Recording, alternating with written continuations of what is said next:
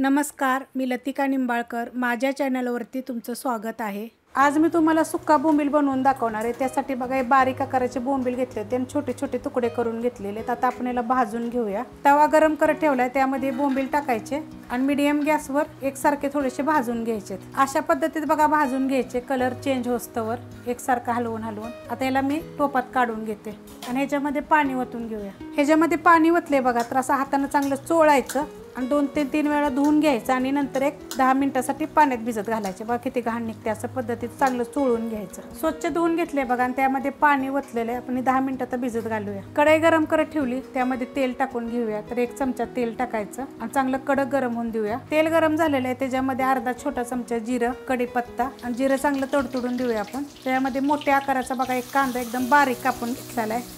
आता हा चांगला भाजून घेऊया आपण. कांदा बघा भाजलेला आहे. आता ह्याच्यामध्ये बघा थोडीशी हळद, 1 हिरवी मिरची आणि 7 ते 8 लसणाच्या पाकळ्या कुटलेल्या आहेत. आता हे सगळं परतून घेऊया. आता ह्याच्यामध्ये एक मोठ्या आकाराचं टमाटर बघा एकदम बारीक कापलेलं आहे. आता हे सगळं मिनिटभर परतून घेऊया. मिनिटभर परतून घेतलेलं आहे. त्याच्यामध्ये ही कोल्हापुरी मसाला आहे. तुम्ही मिरची पावडर जरी टाकली तरी चालेल. 1.5 चमचा टाकलेले आहे आणि चवीनुसार मीठ टाकायचं. आपल्या बोंबल्याला पण मीठ असतं, त्यामुळे कमी टाकायचं थोडंसं. आता हे थोडंसं परतून घेते. परतून घेतलेलं आहे. आता ह्याच्यामध्ये आपण बोंबील टाकू. बोंबील 2 ते 3 पाण्यानं स्वच्छ धुवायचे आणि भिजत घातले होते. मिक्स करून घेऊया. आता 2 मिनटं बघा एकसारखं असं तेलात चांगलं मसाल्यामध्ये परतून घेतलेलं आहे. असं परतून घ्यायचं म्हणजे छान होतं कालवण. आता ह्याच्यामध्ये आपण कोथिंबीर टाकून घेऊया आणि परतून घेऊया. अशा पद्धतीत मिक्स केलेलं आहे चांगलं. आणि गॅस आपला एकदम बारीक आहे.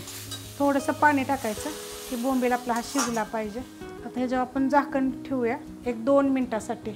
बारीक गॅसवर झाकून ठेवलं होतं बघा 15 मिनटं. तर बघा अशा पद्धतीत झालेलं आहे. थोडंसं एकदम साधारण पाणी आहे, जास्त काय पाणी नाही आहे. एवढं असं छान लागतं सुक्या बोंबल्याला. रेसिपी आवडली की लाईक करा, सबस्क्राईब करा, कमेंट करा आणि शेअर बी करा.